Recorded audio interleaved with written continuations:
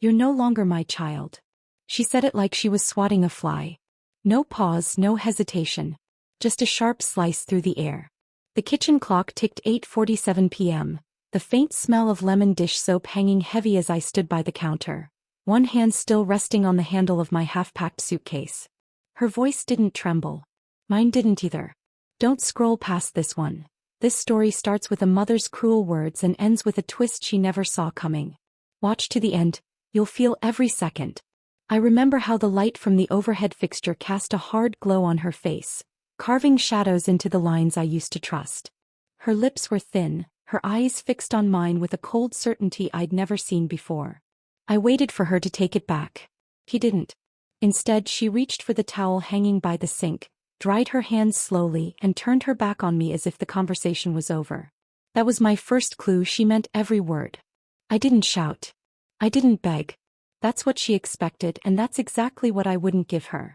I simply nodded once and walked to my bedroom. My heartbeat was steady, too steady. It scared me for a moment. But underneath that stillness, something else was forming. Something deliberate. The moment my bedroom door clicked shut, I exhaled. The familiar hum of the ceiling fan filled the silence as I unzipped the suitcase lying open on my bed. Sweaters. Jeans. The framed photo of me and my late father. One by one, I folded everything neatly. I wasn't running. I was moving on my own terms.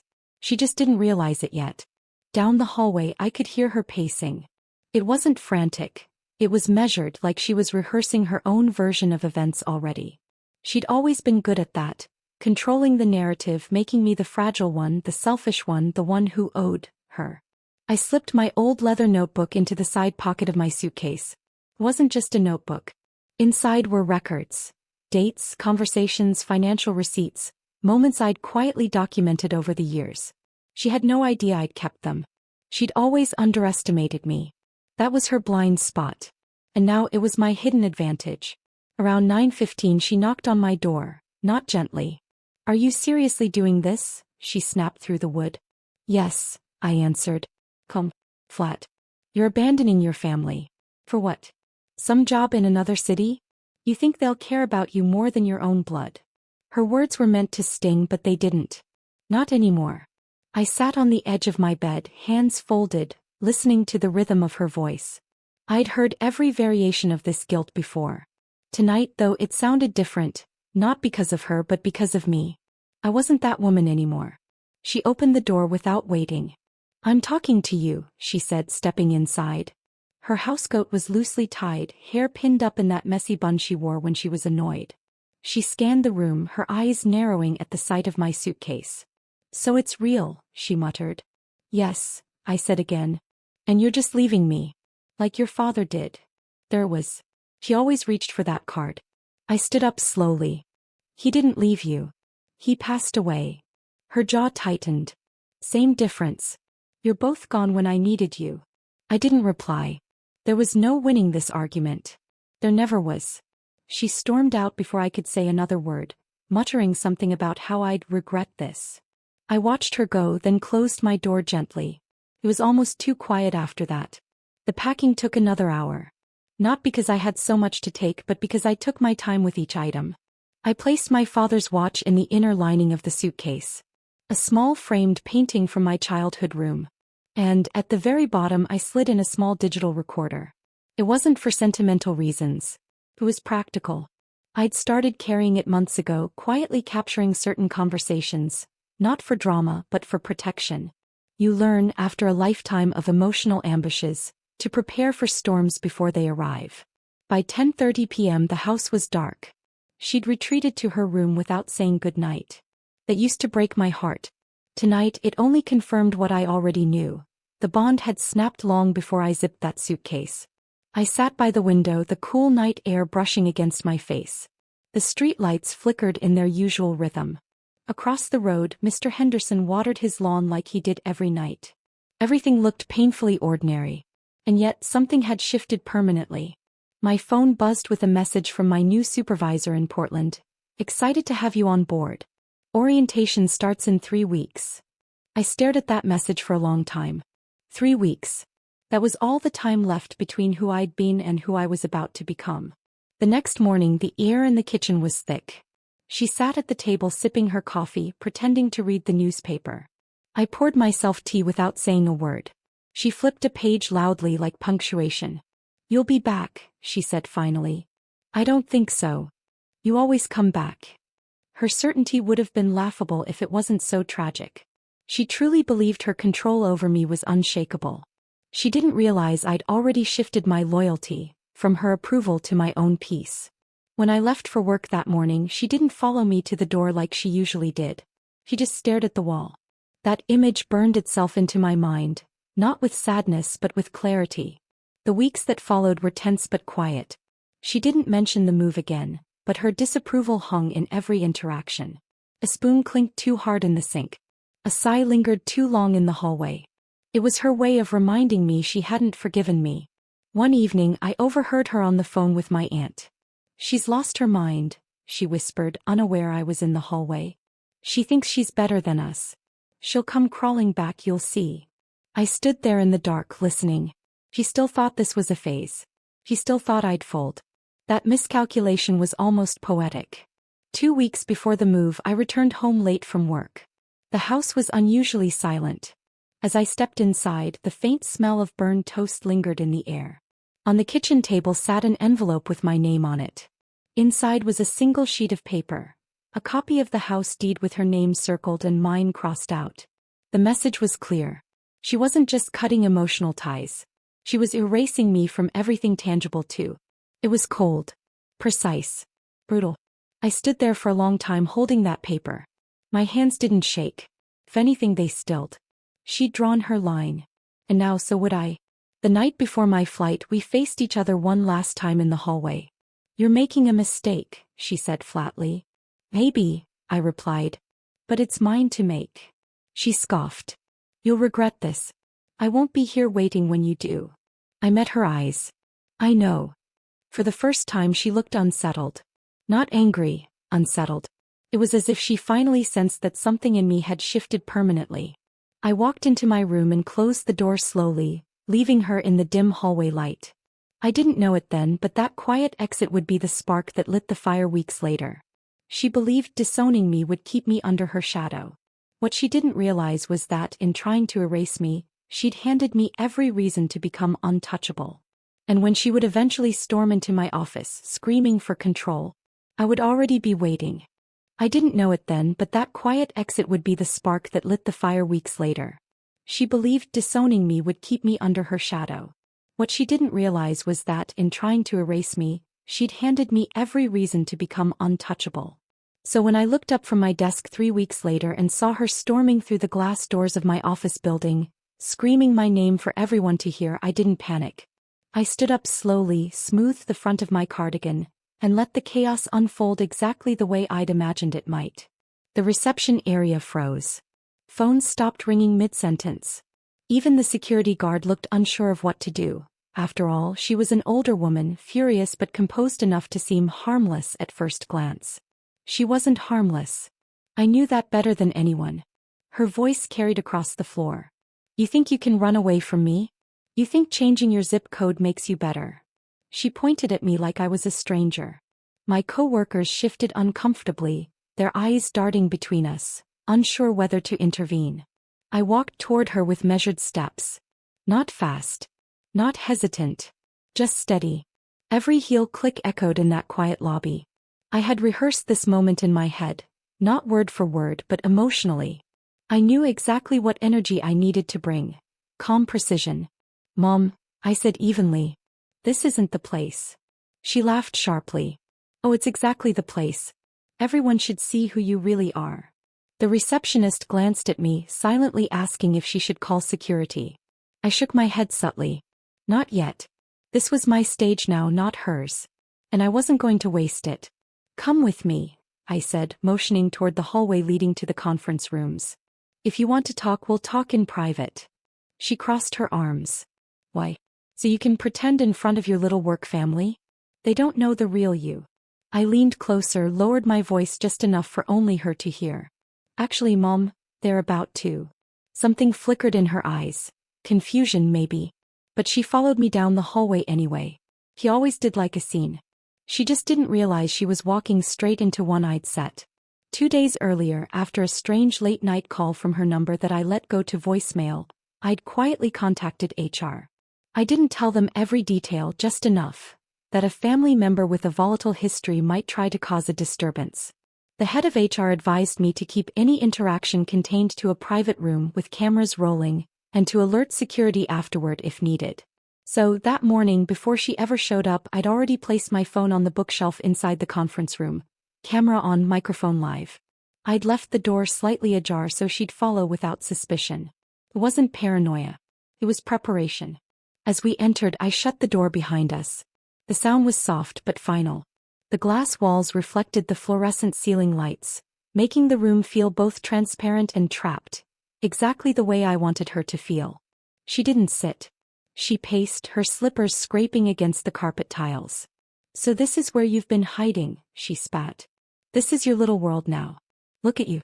Acting like you're someone." I moved to the end of the table and leaned against it, crossing my arms. "I didn't hide. I moved. There's a difference." Her laugh was bitter. "You think geography makes you better than me?" "No," I said softly. "But it gives me room to breathe." For a moment she faltered. But only for a moment. Then came the familiar rhythm, the accusations she'd refined over decades. "You're selfish. You've always been selfish. I gave you everything and this is how you repay me? You leave me alone in that house like I'm nothing? Like I didn't raise you with my bare hands." Her voice rose with each sentence, the conference room amplifying every sound. I glanced briefly at my phone's reflection in the window. The red light blinked steadily. Every word, every accusation was being documented. I didn't interrupt her. I let her build her own storm.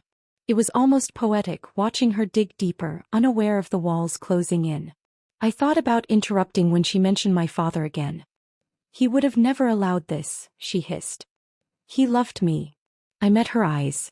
"He did. And that's why he would have hated what you're doing right now." Her hand twitched as if she might slap me the way she had years ago during another fight. But she caught herself. She knew this wasn't our kitchen anymore. This was my territory. I leaned forward slightly. "Say everything you need to say," I told her. "Right here. Right now."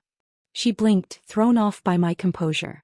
She was used to my tears, my apologies, my backing down. She wasn't prepared for my stillness. For the next 10 minutes she ranted. Every grievance she'd ever collected spilled into that room. She brought up my childhood mistakes, old arguments, imaginary slights. It was almost theatrical. But between her sentences I noticed something new, small cracks in her certainty. A flicker of doubt in her voice when I didn't respond. A stutter when I tilted my head calmly. She was performing, but her audience wasn't reacting. That's when the performance started to crumble. At one point she lunged toward my work bag on the chair. "Let's see what's so important you had to leave your family for," she said. I stepped in front of her. "No. Don't tell me no," she barked. The old me would have backed away. But not today. I looked her dead in the eye. "This is my space. You don't get to invade it." She froze, perhaps realizing she was no longer the unquestioned authority. For the first time she seemed smaller, not because she'd physically shrunk but because I'd stopped shrinking around her. Meanwhile, through the glass wall, a few coworkers pretended not to watch. I could see their reflections in the hallway window. My manager lingered near the door, uncertain whether to step in. I gave her the faintest nod that everything was under control. And it was. Perfectly under control. I turned back to my mother and said, "Go ahead. Finish." She did. Loudly. Bitterly. Every word sharper than the last. She had no idea she was handing me everything I needed on a silver platter. At some point she noticed the blinking light on my phone. "Are you recording me?" she demanded. I tilted my head. "Why would that bother you if you believe everything you're saying?" She hesitated just long enough for me to know she understood exactly what was happening. She didn't admit it, but her tone softened, not with kindness but with calculation. She started backpedaling, adding little qualifiers to her sentences. "Well, I didn't mean that exactly. And I'm just upset, that's all." Too late. The damage was already done. The trap had already closed. When security finally knocked on the door asking if everything was all right, I opened it calmly. "Yes," I said. We're just finishing up. She whipped around. You called them? No, I answered truthfully. They just heard you. Her eyes darted around, suddenly aware of how loud she'd been. The facade cracked. The confident woman who'd walked into this building was gone. In her place stood someone cornered by her own words. As they escorted her to the lobby, she kept glancing back at me. Not with shame. Not yet. But with the dawning realization that she'd underestimated me. She wasn't the only one who could orchestrate a scene. When the glass doors finally closed behind her, I turned back toward the hallway. My co-workers averted their eyes quickly, pretending to be busy, but the silence told me everything. The image of me had shifted, not just in her eyes but in theirs. I walked back into the conference room, shut the door and picked up my phone. The recording had captured everything perfectly. Her voice, her accusations, the rising pitch of her anger. I saved it twice. Once on the cloud, once on a USB tucked inside my purse. It wasn't about revenge. Not yet. It was about having the truth documented, unfiltered and undeniable. As I sat at the table, the empty chair across from me still warm from where she'd been, I felt the quiet hum of power settle over me. Not loud, not triumphant, just steady. The trap was set. And she had stepped right into it. I stayed seated in that empty conference room for nearly a full minute after the door closed behind her, letting the silence settle like dust after a storm. The hum of the overhead lights felt louder now, sharper. I pressed stop on my phone and stared at the recording timer. 43 minutes and 17 seconds. 43 minutes. 43 minutes of her voice tearing me apart, accusing, shouting, unraveling. I tucked the phone into my purse carefully like a precious document and straightened my back. My hands were steady. My breathing wasn't. It came in shallow bursts, like my body was catching up to what my mind had already decided. When I stepped out of the room, the hallway was unnaturally quiet. My coworkers, pretending to focus on their screens, stole quick glances at me. Not pitying glances, curious ones. I wasn't the woman they thought they knew anymore. Are you all right? My manager whispered as I passed. Yes, I said simply. And I meant it. For the first time in a long time I was. I walked straight to the HR department at the end of the corridor, every step measured. I'd spoken to them briefly before, but this time I had evidence. Not just stories. Not just she said, I said. Actual, undeniable proof. When I entered, the HR manager, a woman named Linda, early 50s, firm but kind, gestured for me to sit. I heard the commotion, she said softly. Do you want to talk about what happened? Yes, I replied, sliding my phone across the desk. But I'd rather show you. She plugged in her headphones, pressed play and listened. For the first few minutes she kept a neutral face. But by minute 10 her eyebrows began to knit together. By minute 20 she paused, took off the headphones and said, You recorded all of this? Yes, I said calmly. And she knew she was in my workplace. She knew people could hear her. She just didn't care. Linda nodded slowly. I've dealt with difficult situations before, but this is very clear. She clicked through parts of the audio, taking notes. Did she threaten you in any way? Not directly, I answered. But she tried to enter my bag and she raised her voice enough to disrupt the floor. She also used personal history as a way to humiliate me in front of colleagues. Linda sighed. This isn't something we can ignore. Give me a day to review this with legal. In the meantime, if she attempts to return, alert security immediately. I nodded. As I left her office, a wave of quiet relief washed over me. Not joy, just the sense that something that had always been private, hidden between the walls of my childhood home, was finally documented in the light of day. That night I didn't call my mother. I didn't text her. I didn't even replay the recording. I sat in my small apartment with a cup of tea, the window cracked open to let the cool air in. The city outside hummed its usual nighttime rhythm, cars passing, distant laughter, a dog barking somewhere down the block. But inside everything was still. I placed my purse, the one holding my phone and the recording, on the coffee table like a sealed envelope. I'd spent most of my life reacting to her. That night I decided I would act, not react. My laptop sat on the armchair beside me. I opened a blank document and began to write down timestamps. Exact moments in the recording that illustrated her behavior most clearly. 3:14, you're selfish. 12:52, attempt to grab bag. 28:09. Personal insults about my father. 35:41. Yelling loud enough to be heard in the hallway. This wasn't revenge for the sake of pain. This was structure. Preparation. A quiet strategy she'd never expect from me. The next morning, Linda called me into her office again. A legal representative was there, a calm man in his 60s with silver hair and reading glasses hanging around his neck. "Thank you for coming in," he said, extending a hand. "I've listened to the recording. There's no ambiguity here." He explained that the company had a clear harassment and disturbance policy, which applied even to non-employees if they entered the building and disrupted operations. "We can issue a formal no trespass order for the premises. It's not personal, it's procedural." I nodded, though inside I felt a complicated tangle of emotions.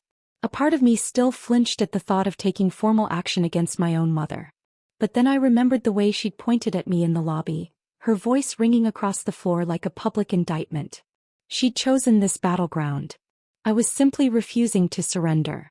That afternoon, I received an email summary of the HR and legal meeting. It outlined the steps being taken. Formal incident report filed. Security briefed with her photo. No trespass order to be issued if another incident occurred. HR escalation procedure initiated to protect my workspace and colleagues. I stared at the email for a long moment. It was surreal. For years her words had been like smoke, choking but invisible. Now they were ink on paper. Documented. Dated. Later that evening my phone lit up with her number. I didn't answer. The voicemail that followed was a mix of fury and panic. "How dare you embarrass me like that? Do you know what you've done? You've made me look insane to strangers." I sat there listening to her voice but not absorbing it. The difference this time was stark. She no longer sounded like the authority figure I grew up fearing. She sounded cornered. I didn't delete the voicemail. I saved it. Not because I needed more evidence, but because it reminded me of something I'd nearly forgotten. I wasn't powerless anymore. The days that followed were strange. In the office, people treated me differently, not unkindly but with a quiet respect. Whispers had spread, though no one said anything to my face. My manager made a point of stopping by my desk more often, checking in without prying. I worked late one night, and as I was packing up, the security guard, the same one who'd watched her enter the building that day, approached me gently. "She's not coming back, is she?" he asked. "Not here," I replied. He nodded. "Good. You handled it better than most." His words lingered with me as I drove home under the orange streetlights. For the first time in my life, someone outside the family had seen the reality of what I'd lived through, and acknowledged it without questioning my sanity. One small incident nearly broke my calm. 3 days after the confrontation, a bouquet of lilies appeared at the reception desk with a card that simply read, "You'll regret this." There was no name, but I didn't need one. The receptionist handed them to me nervously. "Should I?" "Yes," I said, taking them to the dumpster behind the building. I watched the white petals fold into the trash bin like wilted apologies. Linda filed a follow-up note with security. He came back, they were ready. Despite everything, there were moments of doubt. Late at night, lying in bed, I'd sometimes wonder if I'd gone too far. If involving HR and legal would only escalate things. But then I'd remember the way she'd looked at me in that lobby. Not as a daughter, but as a traitor to be humiliated. I hadn't created this war. I'd simply stopped pretending it wasn't happening. 1 week later, HR officially issued the no trespass notice. She was barred from the premises. The legal representative called to confirm she had been notified through proper channels. "If she enters the property again," he said, "we'll involve law enforcement." It wasn't triumph I felt. It was finality, a quiet door closing behind me. I opened my leather notebook that night, the same one I'd packed weeks earlier, and wrote a single line at the bottom of a blank page. Outburst recorded. Truth secured. Stage 2 begins. I didn't know exactly what Stage 2 would look like yet. But I knew this. Her voice, once my greatest source of shame, had become my sharpest weapon. She had handed me the ammunition herself. All I had to do was aim carefully. The weeks that followed were unlike anything I'd experienced with her before. For the first time in my life, the balance of power had shifted quietly, not through shouting matches or emotional manipulation but through documented truth. She didn't know it yet, not fully. But the walls she'd built over decades were beginning to crack. And I wasn't patching them this time.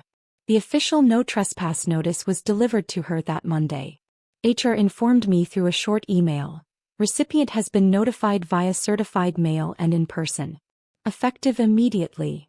I stared at those words. In person. I imagined her standing at the door, hearing a stranger tell her she wasn't allowed to step foot into my workplace again. That alone would have been enough to send her into a rage years ago. Now, with the letter in her hands, it wasn't just my defiance she was facing. It was the cold, structured authority of a system she couldn't charm or threaten. Later that evening, my phone lit up. A text. Just 3 words, "You did this." I didn't respond. The first real collapse came subtly. My aunt called me 2 days after the notice was delivered. She rarely called unless something had shaken the family tree. "She's been calling everyone," Aunt Janice said, her voice a mix of amusement and disbelief. "She's telling people you've joined some kind of cult in Portland. Says you're plotting against her." I laughed softly, more tired than surprised. "Of course she is. You know," Janice continued, "the difference this time is, no one's buying it. She's spinning, but everyone can tell she's not in control anymore. It's strange to watch." Strange. Yes. But also strangely satisfying. For years she'd mastered controlling the family narrative. Her version of events was always the only version people heard. But now, with HR reports, recordings, and legal notices, her story had started to unravel in places she couldn't reach. At work, I noticed something too. She stopped calling my office line altogether. The receptionist told me she'd tried once the day after receiving the notice. When they told her she was not allowed to contact the office again, she hung up without a word. It wasn't like her to retreat. Not voluntarily. So I knew something else was happening behind the scenes. That knowledge unsettled me at first, like the quiet before a storm. But instead of reacting impulsively, I decided to observe. I checked my email spam folder daily. I reviewed my personal voicemail at night. I scanned the lobby on my way in and out of work. Quiet vigilance became my routine. One evening, just before closing time, Linda from HR stopped by my desk. "She tried to send a letter to the office," she said carefully. "Security intercepted it." "What did it say?" Linda hesitated. "It wasn't threatening. Just emotional. A lot of blaming. Some guilt." I nodded slowly. "Thank you for letting me know." When she handed me the envelope, I didn't open it immediately. I held it in my hands, feeling the weight of her handwriting pressed into the paper. For years, those words could have broken me before I even read them. Now they were just ink and folded pages. I slid the letter into my purse, unopened. I would decide if and when it was read, not her. The second collapse wasn't public, it was private. Late on a Thursday night, my phone rang. Not once. Not twice. 13 times. All from her number. I sat on my couch watching the screen light up in the dark. I didn't answer a single call. Then came a voice message. Her voice was hoarse, shaking, caught between rage and desperation. "Do you think you've won? You think you can turn the world against me? You'll regret this when no one is left on your side. They'll all see." I replayed it once just to hear the shift, the slight quiver beneath the anger. She wasn't as sure anymore. For the first time, her words didn't feel like commands. They felt like someone grasping at a rope that was slipping through their fingers. That weekend, I went to visit my aunt, something I hadn't done in years without my mother orchestrating the visit. Janice welcomed me with coffee and a knowing look. "She's unraveling," Janice said, pouring sugar into her cup. "She called me yesterday crying, saying you're turning people against her." But when I asked her what actually happened, she couldn't give me a straight answer. "She's not used to losing control," I replied quietly. "No," Janice said, looking me dead in the eyes. "And I don't think she knows who she is without it." Her words stayed with me long after I drove home. Who was my mother when she wasn't the center of every storm? I'd spent so long defining myself around her eruptions, I'd never really asked what would happen when the eruptions stopped. The third collapse was unexpected. A week after the no trespass order, I received a call from a number I didn't recognize. It was the property manager of her neighborhood. "Ma'am," the voice said, "I thought you should know. Your mother had a heated argument with one of the neighbors. She accused them of spying on her. She's been yelling at passers-by, saying people are taking her side. She's paranoid, I said softly. She seems distressed. We're not intervening, of course, but I thought it might be best you were aware. After the call ended, I sat at my kitchen table for a long time. This wasn't the calculated woman I'd grown up with. This was someone unraveling under the pressure of losing control, piece by piece. At work, meanwhile, things were changing for me too. My manager asked if I'd consider taking on more responsibilities. You handled an extremely difficult personal situation with grace, she said. It showed us a different side of you. I accepted the offer quietly, but inside, a complicated feeling took root. For years, my professional life had been overshadowed by the drama she created. Now, as that influence cracked, opportunities emerged like sunlight through broken blinds. But with that growth came guilt, not overwhelming but persistent. A quiet question, am I abandoning her, or finally choosing myself?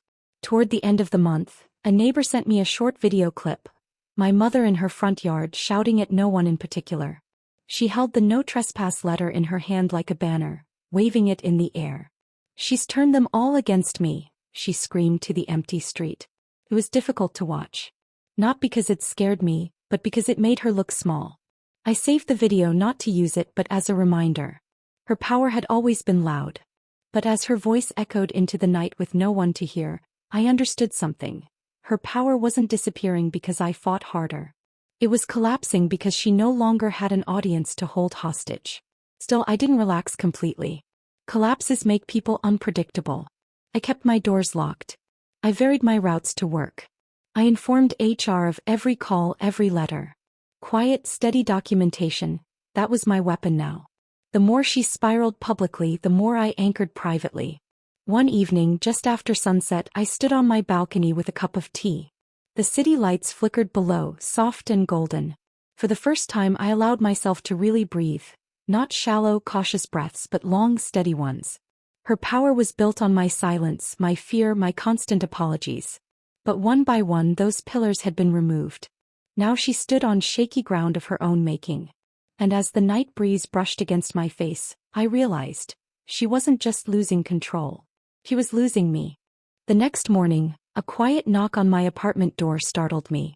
It wasn't loud or frantic, just two gentle taps. I peeked through the peephole. My mother. She stood there alone, clutching a wrinkled envelope in one hand, her posture uncharacteristically small. For a second I thought she might yell. But when our eyes met through the narrow glass, she didn't speak. She just waited. Part of me wanted to close the door without answering. Another part, the part that had spent decades trying to decode her moods, fix her anger, soften her edges, hesitated. This was the first time she'd come to me not with noise but with quiet. I opened the door just a few inches, the chain still locked. What do you want? I asked evenly. Her voice cracked. To talk. I didn't move. You've done a lot of talking lately. She looked down at the envelope. This isn't yelling. The silence between us stretched like a tight wire. I could feel my heartbeat in my throat, every muscle bracing for the eruption that usually followed moments like this. But it didn't come. Instead, she exhaled shakily as if something inside her had finally run out of fuel. I stepped back, removed the chain, and opened the door fully, not as an invitation but as a deliberate choice. She stepped inside slowly, her eyes flicking around the apartment like it was foreign territory. In a way it was. She had never been here before. She sat on the edge of the couch like a guest unsure of her welcome. I stayed standing by the door, arms crossed. I got the letter from the company, she said quietly. The one saying I can't go there anymore. Yes. She swallowed hard. I didn't think you'd ever do something like that. I tilted my head. Why?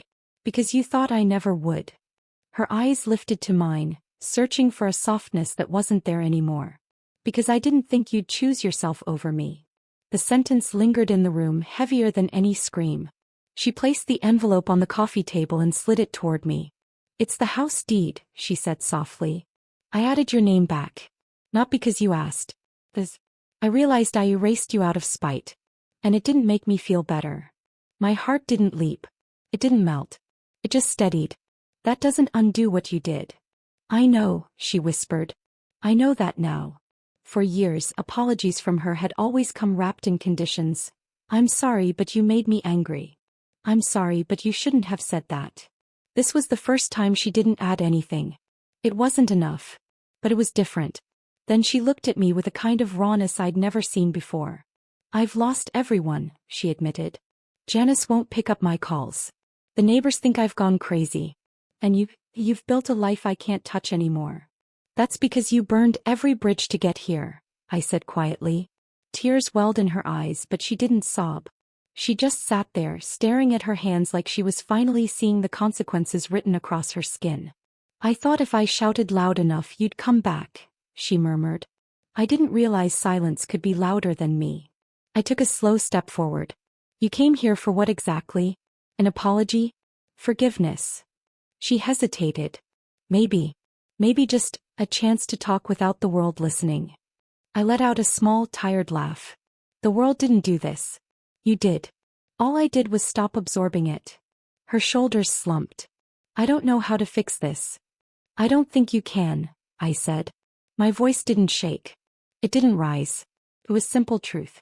She reached into her purse and pulled out the lilies, the same kind she'd sent to my office. Only this time they were real, not a veiled threat. She placed them gently on the table between us. I brought these, because I didn't know what else to bring. I looked at the flowers. Once gestures like this would have undone me. I would have grabbed onto any sign of softness, desperate to rebuild something fragile. But I wasn't desperate anymore. I was steady. They're pretty, I said, not picking them up. She nodded slowly, understanding the distance that no bouquet could bridge. For the next hour we spoke like two women on opposite sides of a long, cracked bridge. She told me things she'd never said aloud, about her fears after my father died, how control became her way of surviving, how my independence felt like betrayal. I listened. Not to forgive but to finally hear without getting pulled under. She cried quietly at one point. Not the performative tears I'd grown up with, but small, tired ones that left streaks on her cheeks. She said she didn't expect me to come home. She didn't even expect me to forgive her. Then she said something that made everything still. I came here to say goodbye on your terms, not mine. For a moment my throat tightened. Goodbye. She had never been the one to say it first. What does that mean? I asked carefully. She stood slowly, straightened her coat and looked around the room one last time. It means I finally understand that silence isn't punishment. It's choice. And you chose a life where my chaos doesn't belong. She reached the doorway, paused and added, I always thought power was being the loudest. I was wrong. I didn't respond. There was nothing to say. As she stepped into the hallway she turned back. For what it's worth, I'm proud of you. Even if it broke me to admit it. Then she left. No slamming. No lingering. Just the soft click of the door. The silence that followed wasn't heavy. It was clean. Final. Over the next few weeks the calls stopped entirely. My aunt told me she'd moved in temporarily with a cousin in another state, wanting a fresh start. Neighbors said she'd stopped shouting at shadows. For the first time she was living a quiet life, not because I'd forced her, but because she had nowhere left to project the noise. I didn't chase updates. I didn't reach out. I simply went on with my life. My work flourished. My apartment became a home. My evenings were peaceful, filled with soft light and the sound of nothing urgent. One crisp Sunday morning I stood on my balcony with tea in hand, looking out at the city waking up. The memory of her standing at my door, envelope in hand, flickered through my mind. In her silence I'd found mine. The revenge wasn't in destroying her. It was in removing the stage where her power lived. Me. She had spent decades expecting noise to control me. But in the end, it was my silence that ended everything. If this story moved you, hit subscribe and join me for more dark, emotional revenge stories that prove silence can be the loudest answer. Your support keeps these stories alive.